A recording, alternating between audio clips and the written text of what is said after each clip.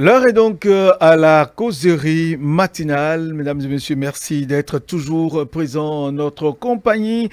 Nous allons d'abord vous présenter nos invités. Bienvenue à Guazagan, bonjour. Bonjour Théodule, bonjour amis téléspectateurs. Bienvenue à Guazagan, vous êtes le rédacteur en chef du quotidien La Primeur. Merci de répondre à notre invitation.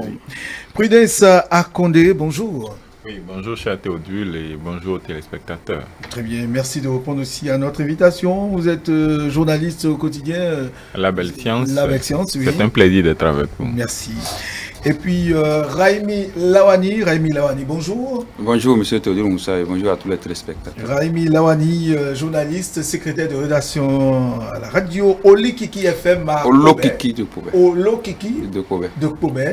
Merci de répondre. Vous venez tout droit du plateau. Exactement. Bien de choses à tous ceux qui sont de l'autre côté du plateau et même au maire, Simon. Dina.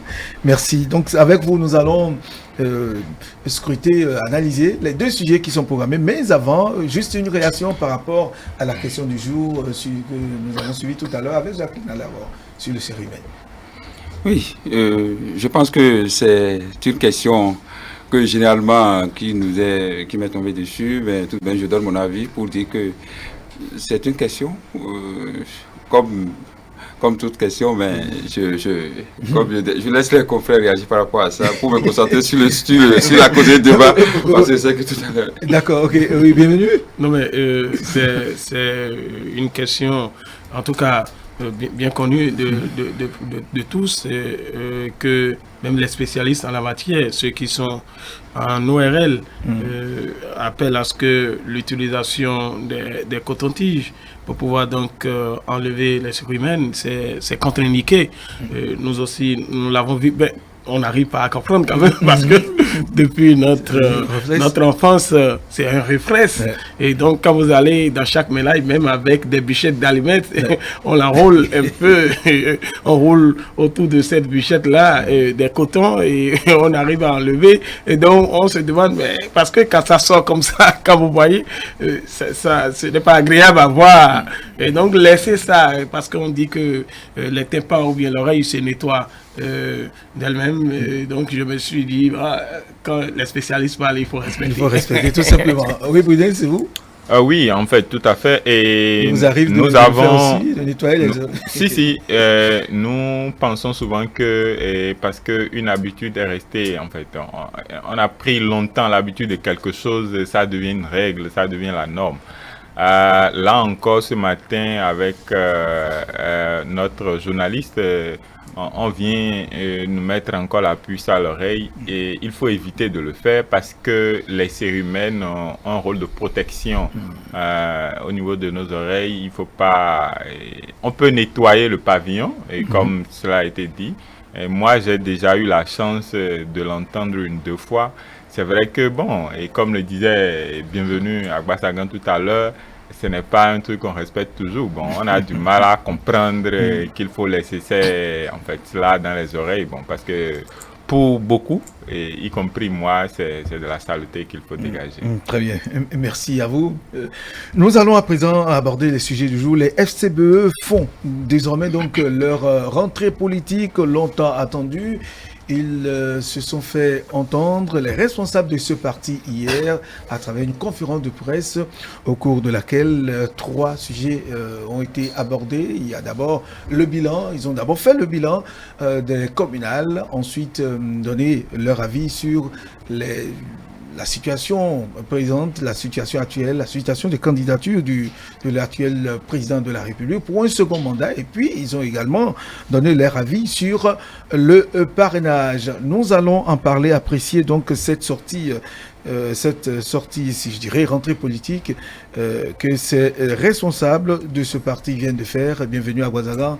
On vient de les entendre désormais et c'est parti pour tout le temps qu'on va durer les 7 mois jusqu'aux élections présidentielles avec la FCBE. Ouais, il faudrait dire qu'il est temps qu'on paye sa clique.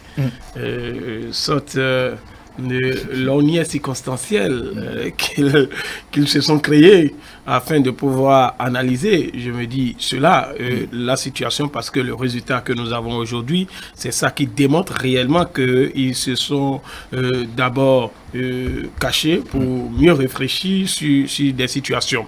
Et quand nous voyons un peu les différents aspects abordés au cours de cette conférence-là qui annonce leur rentrée, vous allez comprendre réellement que les FCBE, tels qu'ils l'ont annoncé, veulent participer à l'élection présidentielle. Et donc, le nœud gordien, je ne dirais pas nœud gordien, en tout cas, l'objet de discussion actuelle, c'est la question du parrainage. Et donc, le parrainage, ils ont y réfléchi, et pour eux maintenant, c'est aller chercher le parrainage pour que eux aussi, ils aient des candidats à l'élection présidentielle.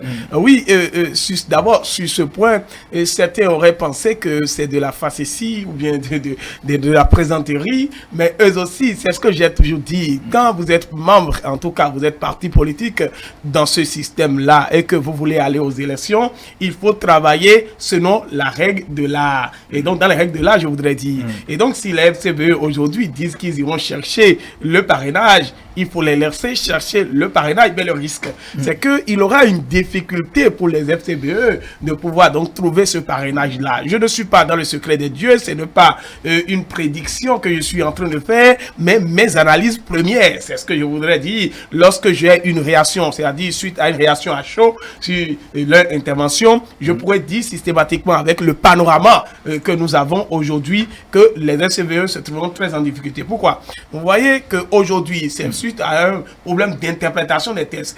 Si nous comprenons bien les tests, c'est-à-dire que si vous êtes membre, en tout cas, mais issu d'un parti politique, supposons que vous êtes BR, vous êtes UP, vous ne pouvez pas en aucun cas choisir un candidat qui n'est pas de votre, en tout cas que votre parti politique n'avait pas choisi. Et donc vous voyez la difficulté quand on analyse les FCBE, donc 7 mais réduits à 6, vous êtes d'accord avec moi, et que est-ce que ces derniers-là peuvent arriver, parce qu'on parle de 16, où est-ce qu'ils vont trouver tout le reste? C'est ce que je me demande en réalité, c'est là où il y a toute la difficulté. Et donc je me dis, peut-être il aura haute négociation, il aura haute interprétation de la règle de droit. C'est ce que j'attends pour voir, parce que nous n'avons pas encore jusqu'à aujourd'hui une interprétation exacte de ce processus-là de parrainage. Est-ce que lorsque je suis membre d'un parti politique, j'ai ma liberté? Mais quand on doit donner la liberté, ça serait une pagaille.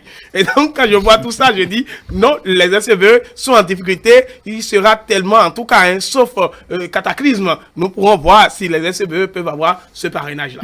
Oui, Président Sarkozy.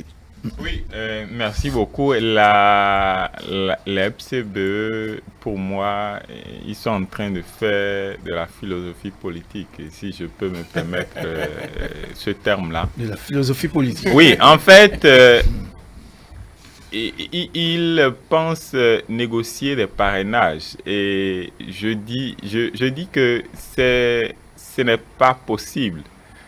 Parce que telle que la configuration, notre arène politique se présente aujourd'hui, pour avoir des parrainages, il faut être de la mouvance, en fait, parce que ce sont les partis politiques de la mouvance qui ont la possibilité de donner des parrains aujourd'hui.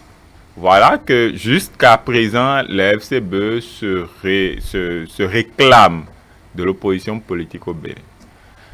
Avec quel parti politique ils veulent aller négocier? Est-ce que en tant que parti politique de l'opposition, ils veulent aller négocier avec des partis politiques de la mouvance?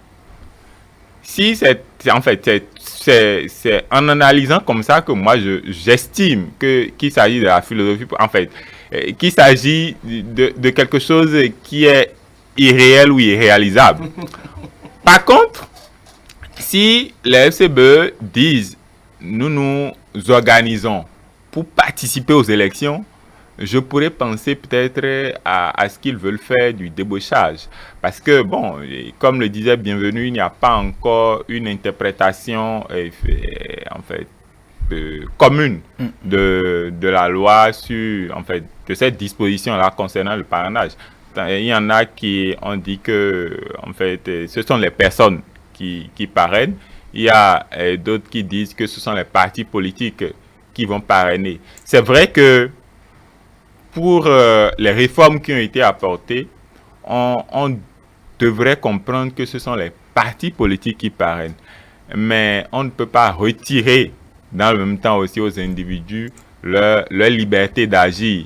Maintenant, quand tu es individu et que tu appartiens à un parti politique, que tu te réclames toujours de ce parti politique-là, et que tu vas parrainer un candidat qui n'est pas de ton bord politique, et ça pose un problème d'éthique en politique.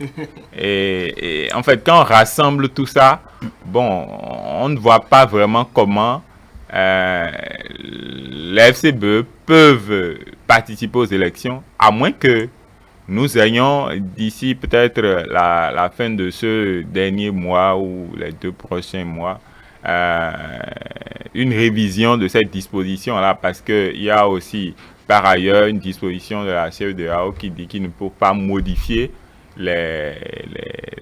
le cadre électoral 6 mois, en fait, après 6 mois avant les élections. Donc, il faut tenir compte de tous ces facteurs-là avant de pouvoir aller de l'avant. Oui, Raimi Lawani, est-ce que vous ne voyez pas qu'aujourd'hui, nous sommes en tout cas sur un terrain politique et qu'en politique, tout est possible.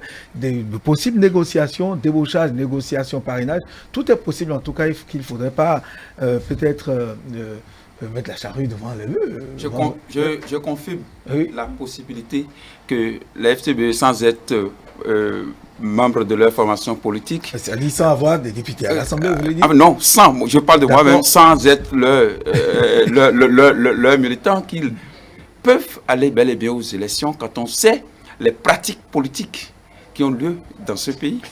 Quand on connaît les pratiques politiques où, à quelques jours des élections, vous avez des responsables politiques qui, sur coup d'émotion ou quoi, peuvent quitter leur parti pour dire nous soutenons, ou même des militants avérés de ces partis-là qui quittent volontairement leur parti pour aller, je ne dirais pas pour de l'argent, mais pour leur intérêt personnel, ce que nous appelons intérêt égocentrique, rejoignent X ou Y.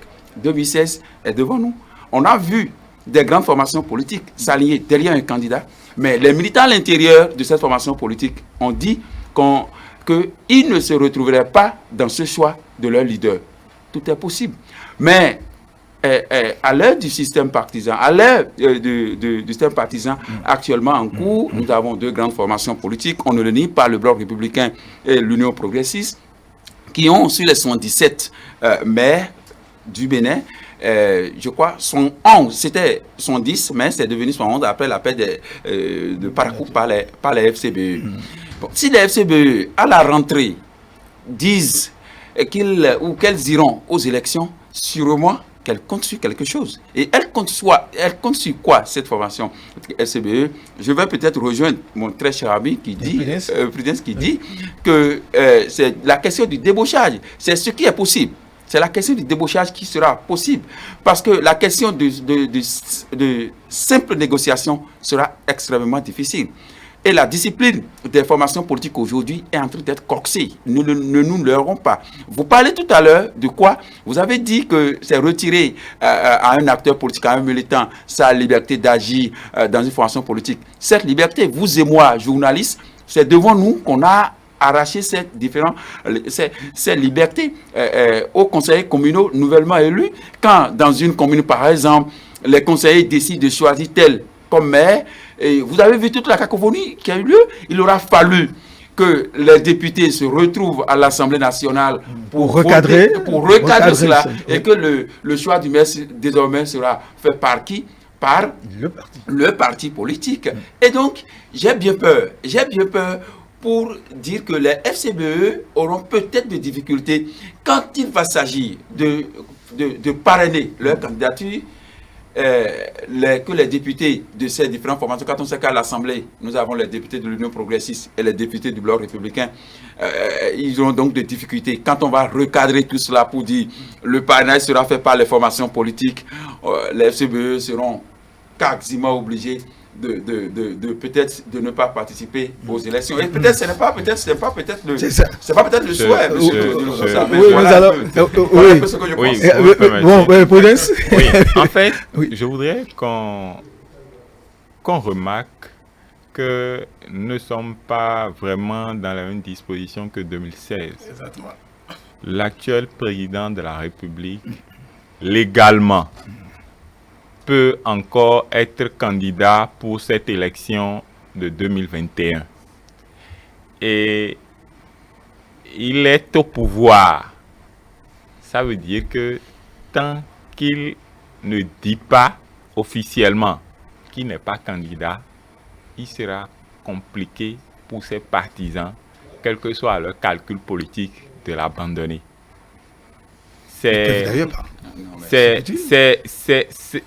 Même dans le cas de débauchage, parce que, bon, on te débauche lorsque tu as le sentiment que là où tu vas est mieux que là où tu étais.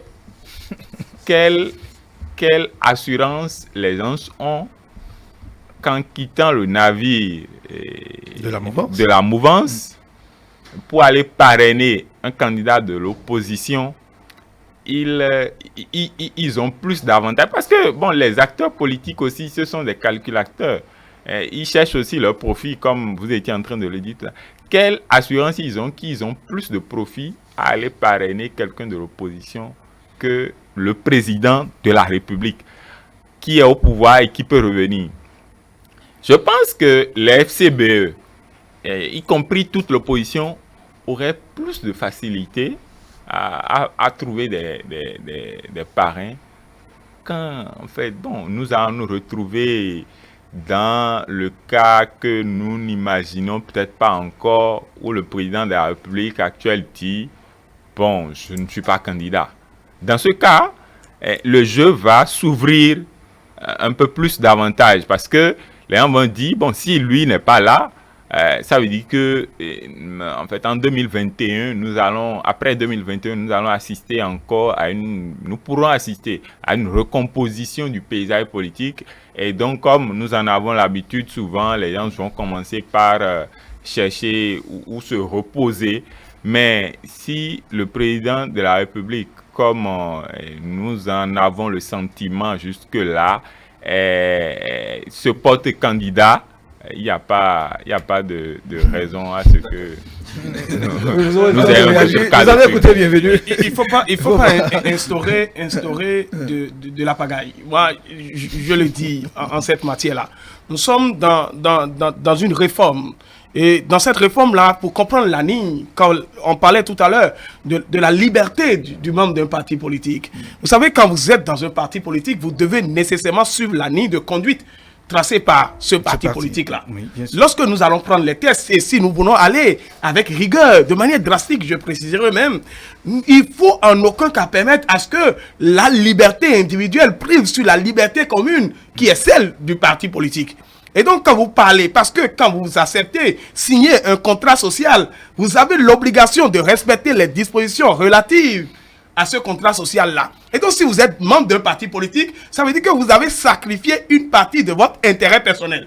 Pourquoi, lorsqu'on est membre d'un parti politique, à un moment donné, on se réveille et on dit à cause de notre intérêt personnel, on va de ce côté-là. C'est de la pagaille. C'est des questions sur lesquelles on est, en tout cas, le gouvernement actuel est en train d'agir et est en train de régler ces genres de situations. Il ne faudrait pas aujourd'hui qu'on permette à un maire, aujourd'hui, dans ce cadre de parrainage, d'aller de son côté. C'est grave. C'est grave pour le parti politique en question. Ça conduira à ce qu'il appelle à la déliquescence des partis politiques. C'est je dirais, une déconstruction programmée des partis politiques. Il faut éviter ce genre de situation. Alors, qu'est-ce qu'il faudrait dire? Lorsque nous prenons la réforme du système partisan, quelles que soient les alliances contre nature, aujourd'hui, le président l'a précisé, le suspense, c'est que le président actuel puisse dire « je serai ou je ne serai pas candidat ». Mais si les choses vont toujours évoluer, comme par le passé, je vous dis que cette pagaille-là va toujours s'instaurer. Si vous prenez en exemple 2016, c'est des alliances contre nature que nous avons et on ne forme que des regroupements circonstanciels. Pourquoi nos politiciens, en réalité, leur problème, ce sont que des intérêts personnels. Ce n'est plus possible. Pourquoi ce ne sont que des intérêts personnels? Parce que si nous analysons, nous allons voir que c'est à cause de leurs intérêts personnels qu'ils seront débauchés. Ils cherchent quoi en réalité? Est-ce que c'est la défense du peuple? Ils font bien la défense de leur ventre. Il faudra le dire avec toutes les franchises qu'il faut. Ce qu'il faudrait préciser, c'est quoi?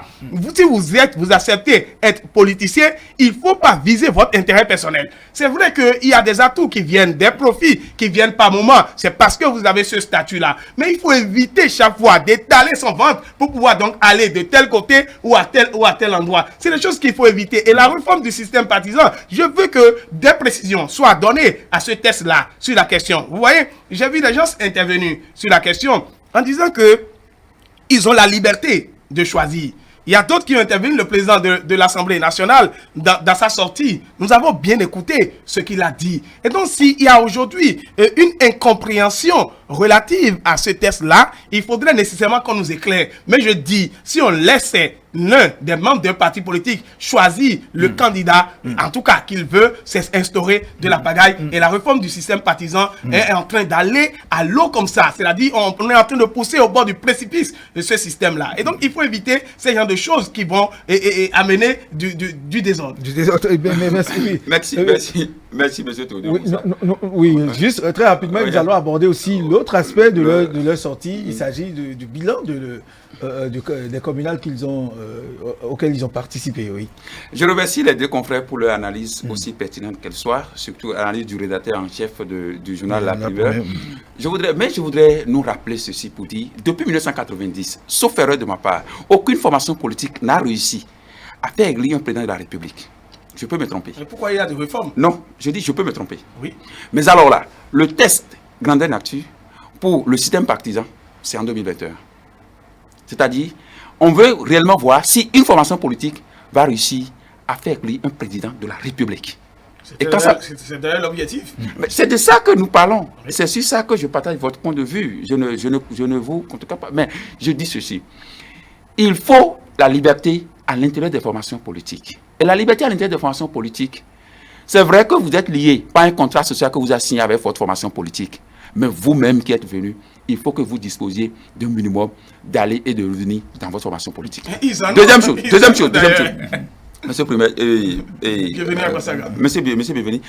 Mais deuxième chose que je voudrais attirer notre attention là-dessus, c'est que c'est vous et moi, nous sommes ici. Je l'ai rappelé tout à l'heure dans ma première intervention pour dire qu'on a déjà recadré cela. Il ne faut pas que les autres formations politiques fassent de l'utopie.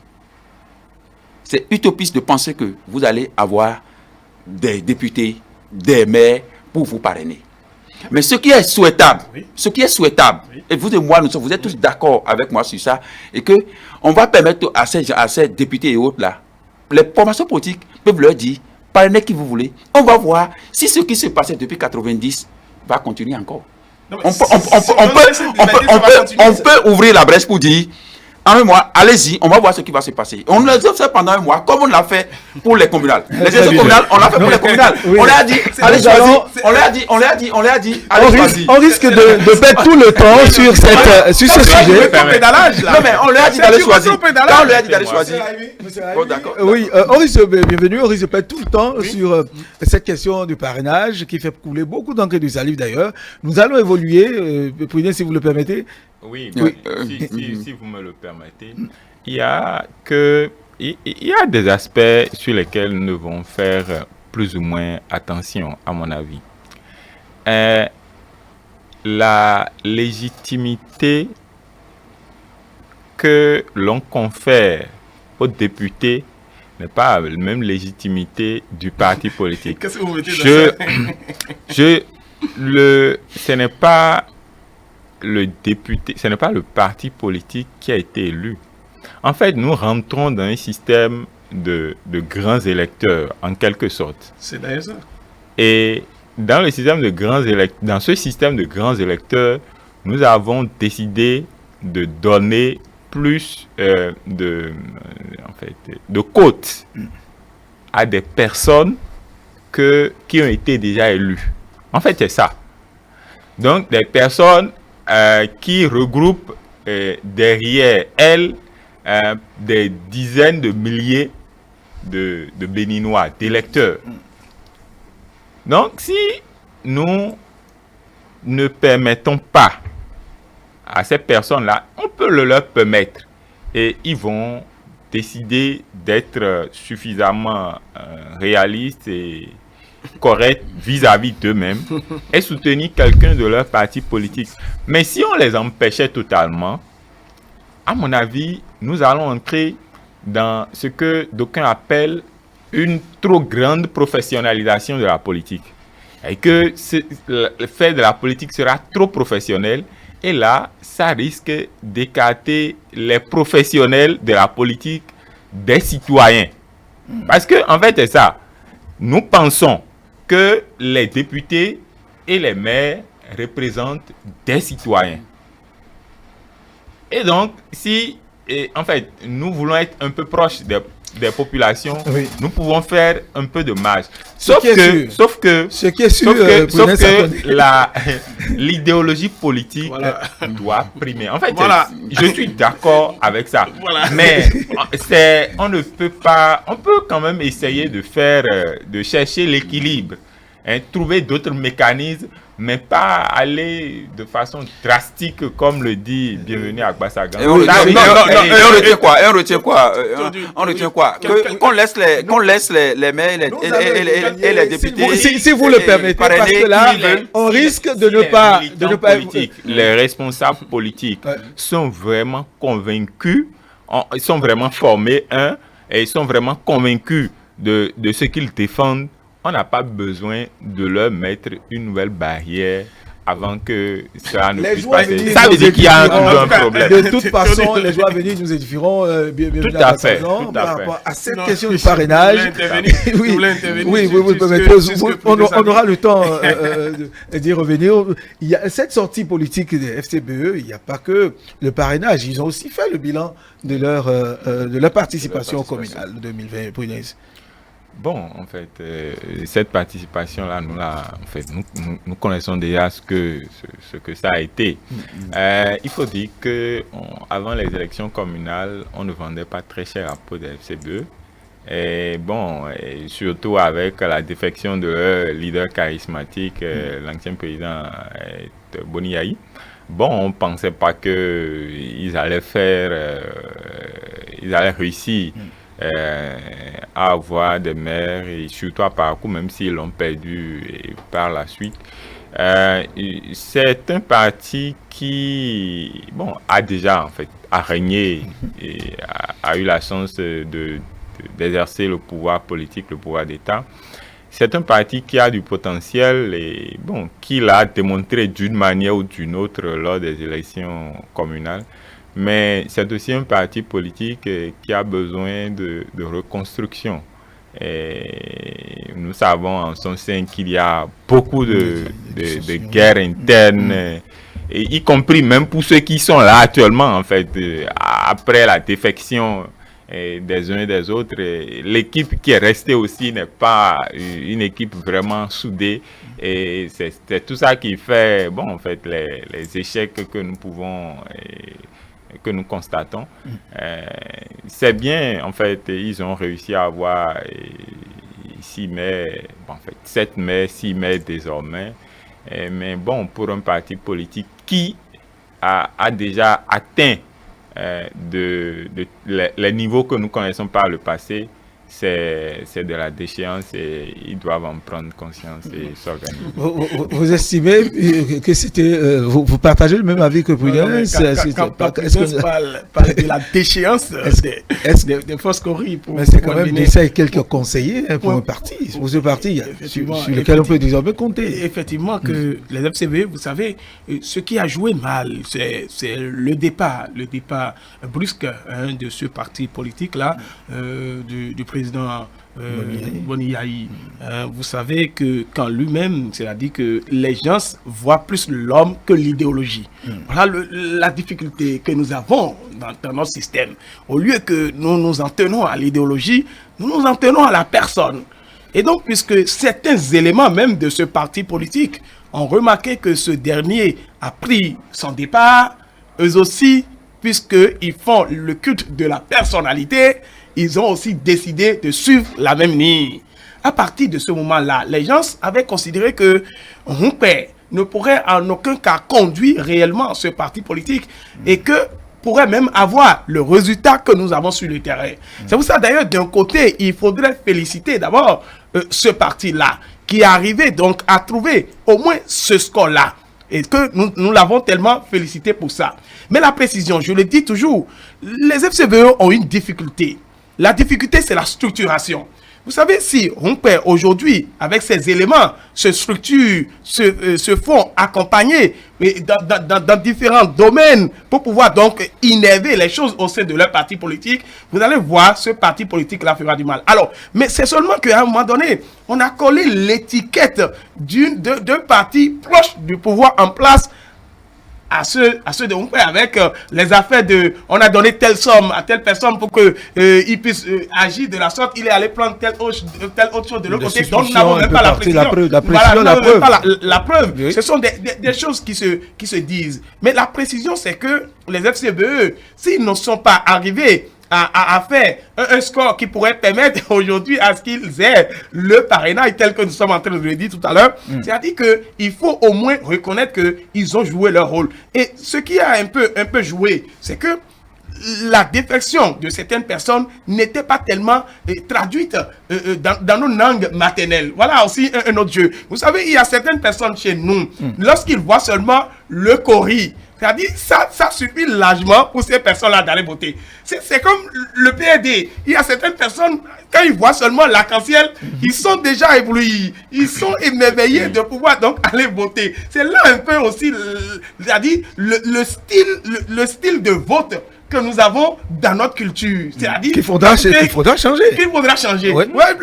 La personne est là, ça suffit largement. Lui, il ne veut rien avoir de ces gens-là. Il ne connaît même pas leur idéologie. Mais le symbole seulement agit sur lui. Et donc, c'est ce qui aussi a contribué pour que les forces Cori pour un Bénin émergent puissent se retrouver à ce stade-là. Voilà autant d'aspects qui font que ce parti est en train d'exister. Et donc, ce parti doit cultiver dans le futur, en tout cas, je dirais, dans un futur immédiat et proche, nécessairement, comment il faudrait faire pour pouvoir donc aussi faire parler de lui dans le système partisan qui est en train d'être réformé.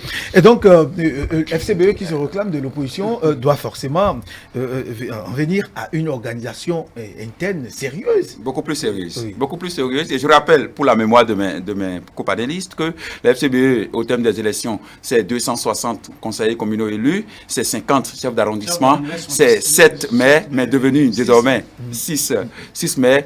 Mais ce qui est arrivé à la FCBE, c'est comme en plein match du Barça, par exemple, je prends cet exemple anodin pour dire, en plein match où ils étaient peut-être à 80e minute, le Messi quitte le terrain sans aucune raison et laisse les autres joueurs évoluer comme ça. C'est le leader charismatique. Peut-être il est fatigué. Le leader charismatique, le président Boni Yayi, qui fait une déclaration à quelques jours de la campagne pour dire les FCBE de Humpé et autres qu'il n'a rien à voir dedans. Du coup, ceux qui étaient liés au président Boni Yayi, ce qui était une mauvaise chose, ça, il faut le reconnaître, il faut être lié à une idéologie d'une formation politique. Du coup, on fait défection. On a même eu des conseillers communaux qui sont élus tout en faisant défection. Oui. Ils ont déjà démissionné pour dire, nous n'allons pas aux élections, mais au thème des votes, ils ont été élus. Et donc, c'est toute une cacophonie qui est venue. Il faut maintenant que les FCBE, si elles doivent être une formation politique sérieuse, de l'opposition, chef de file de l'opposition, chef de l'opposition, il réclame. Chef de file de l'opposition. Pas encore. Il ne faut pas aller vite en besoin. Il le réclame. Voilà. Chef de file de l'opposition, s'ils veulent travailler pour avoir ça, il faut une restructuration des forces Cori pour un Bénin émergent. Et ces derniers temps, on a vu quelqu'un apparu sur les écrans plusieurs fois de suite, Clément Koutiadé, pour un certain nombre de débats. Il a décrypté le débat du président de la République, ainsi de suite. Je crois pour le 1er août, à la suite des écrans de la télévision nationale, pour dire que, je crois, ils sont en train de se réorganiser pour permettre maintenant que ce rôle qu'ils sont en train de s'attribuer soit un rôle réel apprécié de tous et applaudi de tous. Mais ce que je n'ai pas peut-être apprécié, c'est le fait peut-être de voir les FCBE avec des militants du BA ou de UP, que certaines personnes qualifieraient déjà de partis politiques proches de l'opposition. On peut être des FCBE et dialoguer et discuter avec les autres formations politiques. Et c'est ce que la FCBE est contrainte maintenant de faire. Elle doit forcément discuter maintenant, puisqu'elle court comme voilà pourquoi on a parlé de négocier le parrainage. Elle court à la recherche maintenant de la question de parrainage, parce que la FCBE clame haut et fort, pour ceux qui ont suivi hier, que la FCBE seront présentes aux élections, si vous ne le savez pas. C'est ce que leur communiqué final est en train de dire. Nous serons présents aux élections, mais la FCBE occupe la question du parrainage. C'est très indispensable. En tout cas, ils sauront comment s'y prendre, comment gérer la situation. Oui. Voilà pourquoi je disais tantôt, les jours à venir, nous identifierons. Vous avez quelque chose à ajouter pour nous? Oui. Tout à l'heure, Bienvenue était en train de dire que, et je pense que mon ami Raimi aussi était revenu sur ça, que nous sommes souvent associés à des personnes, en fait. Les gens suivent des personnes et non une idéologie. Il faut comprendre et accepter qu'au Bénin, jusqu'à l'heure actuelle, nous avons des votes sociologiques ou des votes beaucoup plus géographiques. En fait, sociologiques parce que c'est parce que ce candidat-là est relié à moi. Il y a des gens qui sont de la mouvance, mais qui vont aller voter pour le candidat de l'opposition parce que c'est son frère. Mais c'est de l'indiscipline politique. C'est de l'indiscipline politique. Non, c'est de l'indiscipline politique. Ce n'est pas. Ce n'est pas de l'indiscipline politique. Oui, permettez-moi de finir. Non. Il faut comprendre que c'est la façon. D'abord, c'est notre culture qui dispose les choses ainsi avant, et c'est notre culture en fait, notre culture de vivre et notre culture politique. Et même quand il est de l'opposition ou bien quand tu es de l'opposition et que ton frère est de la mouvance, mais il y a de fortes chances que s'il a besoin de quelqu'un dans son cabinet, il puisse te faire appel. Ça peut t'amener à quitter ton cercle politique pour revenir à lui, parce que quand bien même vous avez des différences politiques, des différents politiques, vous n'avez pas les mêmes convictions politiques, il a plus confiance en toi quand quelqu'un qui est de son bord. C'est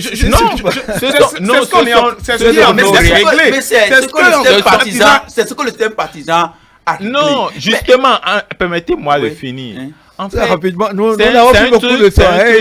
Il faut qu'on aille au second sujet. C'est un truc qu'on ne déconstruit pas qu'avec les lois. C'est parce que c'est un truc qui n'est pas écrit quelque part. On n'a pas écrit quelque part que c'est comme ça, il faut le faire. Donc, en écrivant quelque part qu'il ne faut pas le faire comme ça, ce n'est pas ça qui va changer la mentalité des gens. Tout au contraire, les gens vont donner des précisions. Oui, il faut donner des précisions. Nous allons passer au second sujet. Ce sont nos réalités politiques. Non, quand vous parlez de réalité par exemple, politique, vous, monsieur Raïmi, je suis sûr que si vous étiez acteur politique et que, je suppose, vous avez je prends par exemple un cas extrême, votre père qui doit être candidat quelque part, en fait, qui est candidat quelque part. Et il ne suffit que de votre voix pour lui donner un poste de responsabilité. Et je suis sûr que vous allez réfléchir par 3 fois. Je ne réfléchirai pas. Non, ce n'est pas. Si vous le permettez, Raimi Lawani, bienvenue à Bazagan. Prudence Sakondé, nous aurons le temps de revenir sur la question. C'est cette question de pardon. C'est la réforme du système partisan. Ça a réglé ça comment? Merci. Nous allons passer au second sujet. Prudence Sakondé, merci. C'est que il faudrait, avant que nous l'allions à ce dernier sujet-là, donner quelques précisions. J'ai l'impression que Prudence est en train de vouloir instaurer une pagaille qui est ineffable. Je vous fais constater en fait ce qui est. Moi, je ne dis pas que ça doit se passer comme ça, mais j'explique. Non, ce n'est pas de l'anarchie. J'explique. Comment les partis. Nous sommes en train d'aller à la professionnalisation des partis politiques. En principe, pour nommer désormais, quand vous êtes parti politique sérieux et vous obtenez le pouvoir d'État, pour gérer ça, Pour nommer le ministre de l'Éducation, par exemple, il y a quelqu'un qui s'occupe des questions éducatives dans votre parti. D'office, il est le ministre de l'Éducation. Il y a quelqu'un qui s'occupe des questions de la jeunesse. D'office, il est le ministre de la jeunesse. Il y a quelqu'un qui s'occupe des finances dans votre parti politique. D'office, il est le ministre des Finances. Non, merci à vous tous. Nous allons passer au second sujet. Monsieur Raimi Lawani, si vous le permettez, à Condé Prudence, si vous le permettez aussi, nous allons évoluer. Il faudrait qu'on avance. Il faudrait qu'on avance, vous le savez, mais c'est un peu la tension. Le Conseil des ministres d'hier a décidé de la construction très prochaine de cette arène culturelle dans plusieurs villes du pays. Des arènes qui vont beaucoup plus aider le monde culturel à se faire valoir, à produire. Monsieur Raimi Lawani, vous avez suivi avec nous. Oui, tout à fait. On parle d'Abomey, une ville historique. On parle de Ouida, rien à reprocher. On parle de Porto-Novo. On parle de Condé. On parle de Natitingou. On parle de Parakou. Je crois bien. Je crois que c'est les grandes villes. Je crois que ça va permettre désormais d'identifier qui est artiste, qui ne l'est pas. Ça fait le premier point pour moi. Deuxième élément, ça va permettre désormais de voir des spectacles de haut niveau. Troisième élément pour moi, ça va nous permettre de recevoir de grands artistes de renom au plan mondial. Mais ce que le petit main que je trouve dedans, c'est qu'en sélectionnant ça, je ne suis pas peut-être dans le secret des dieux de cette grande ville, pleine d'histoires. Quand je fais le tour, je ne suis pas le porte-parole de la jeunesse du département du Plateau. Il n'y a pas que tout, il y a pas pour Je voudrais donc dire que quand vous prenez ce grand département, quand vous prenez par exemple une ville comme Pobé, une ville pleine d'histoire, avec les tam-tams sacrés, avec le glédé de nuit qui ne se joue nulle part. Quand vous prenez par exemple la commune de Kétou, dont on connaît le glédé. Quand vous prenez par exemple, actuellement même, c'est la fête d'Oro dans le département du Plateau, avec toute cette richesse culturelle. Je le répète, je ne suis pas le porte-parole de la jeunesse du Plateau. Je ne suis pas acteur politique. C'est peut-être une première phase. D'accord. Je suis peut-être d'accord avec vous que dans la deuxième phase, on pense peut-être au département du Plateau. Encore que là, Koubé est aujourd'hui chef-ville et chef de lieu de département. C'est bien peut-être de mettre peut-être de construire peut-être ces arènes-là aussi à Koubé pour permettre que le Guélédé et autres artistes talentueux de cette commune-là puissent émerger, puissent donner de la voix pour se faire peut-être entendre. Je le répète, monsieur Théodule, je ne suis pas là pour être le porte-parole, je le répète toujours, mais je pense que la richesse culturelle de ce département, de Koubé, de Kétou, des autres communes que regardent à savoir à Sakété, Ifanyi et à Diawéré, je pense bien que... Ceux de Saveur aussi vont réclamer. Tout à fait, nous sommes tous d'accord. À Condé Prudence. Oui, bon, ce n'est pas tôt. C'est un truc qui devrait se faire depuis, parce que la culture, c'est un outil de développement.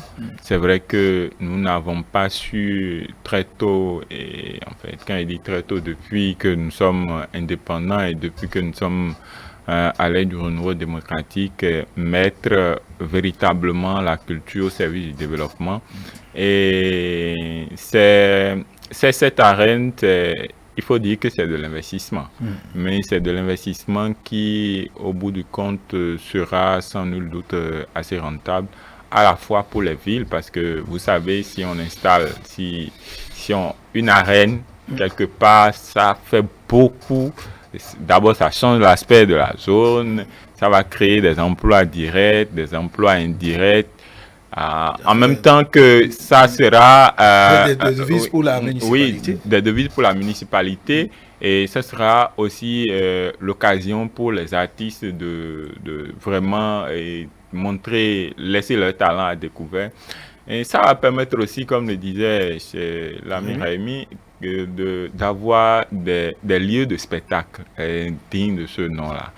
Aujourd'hui, ce que nous n'avons pas suffisamment, ce sont ces lieux de spectacle-là. Bon, c'est à Cotonou que, on en a, en fait, on peut en trouver, mais généralement, c'est compliqué parce que, il faut respecter des calendriers, ce n'est pas souvent facile. Ça handicape beaucoup d'artistes à pouvoir organiser des spectacles, mettre leur talent à découvert. Je pense que c'est une bonne nouvelle il reste l'application. Nous allons en fait suivre cela aussi. Et dès que c'est bien, nous allons reparler. Oui, bienvenue. Alors, c'est cette arène construite, et ça va permettre, en tout cas, nous permettre de laisser reposer tranquille les palais royaux qui sont parfois transformés en des lieux de spectacle. Oui, il faut le dire. Vous savez, il faut aller aux normes, je dirais, internationales à un moment donné. Il faut avoir le goût du professionnalisme.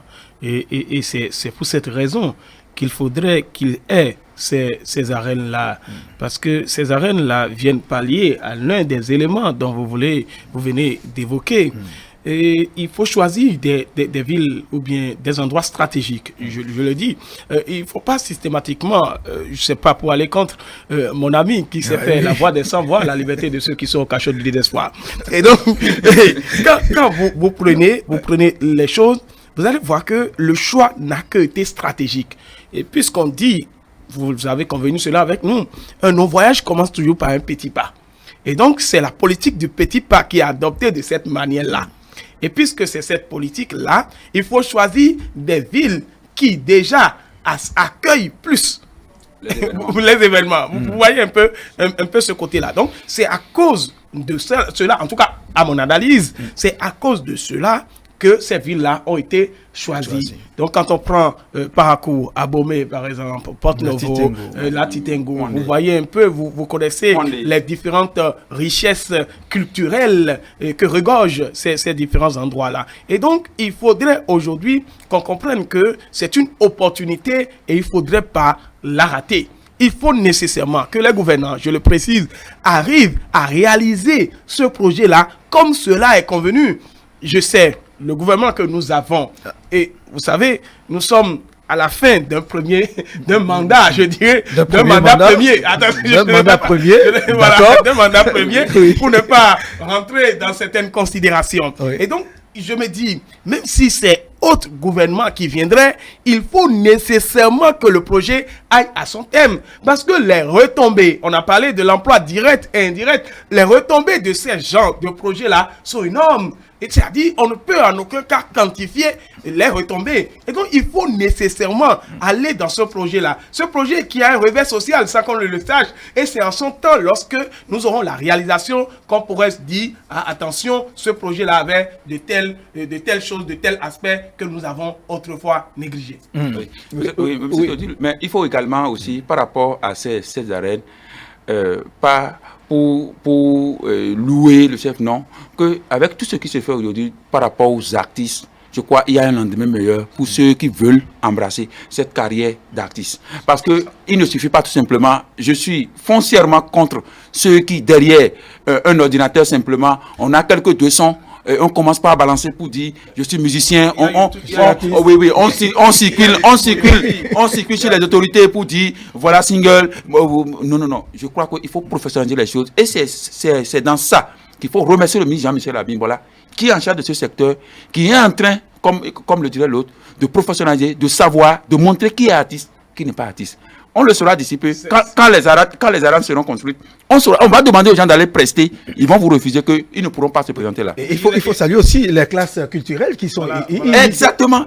Il faut saluer également la classe culturelle pour dire qu'avec ce qui se fait aujourd'hui, au fond, je suis en train de comprendre que tout ce qui se fait aujourd'hui, nous ne le faisons pas. Le gouvernement ne le fait pas pour nous, pour vous et moi.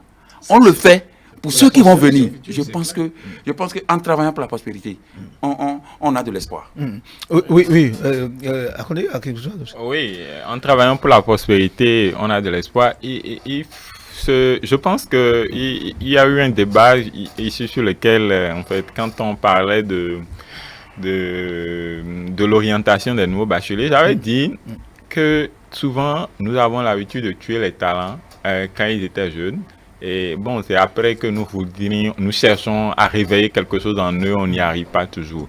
Et ce que fait le gouvernement, c'est ça, c'est entretenir le génie des enfants. C'est entretenir le talent qui réside dans les enfants, en fait, en fait, le talent que possèdent ces enfants-là, de façon à ce qu'ils puissent grandir en développant ces talents-là, tout en suivant les cours à l'école. Et ça, ce n'est qu'une bonne chose.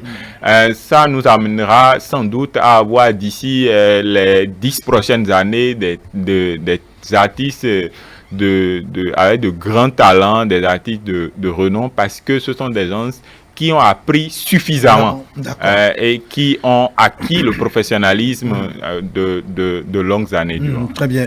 Nous sommes pratiquement à la fin de cette émission. Prudence Sakonde, vous profitez pour vous dire votre dernier mot par rapport au premier sujet. Très rapidement, en 30 secondes. Par rapport au premier sujet, je vais peut-être demander aux acteurs politiques de l'opposition de ne pas faire de l'utopie. D'accord, merci beaucoup. Mais bon, en politique, il faut se battre et je vais les inviter à se battre résolument. Très bien, oui. Raimi Lawani? Oui, par rapport au dernier sujet, c'est de dire tout simplement que les FCBE se restructurent, se réorganisent, parce que la conquête du pouvoir d'État, ce n'est pas chose facile. Ce n'est pas dormir pour se réveiller, pour prendre le pouvoir. Il faut se battre.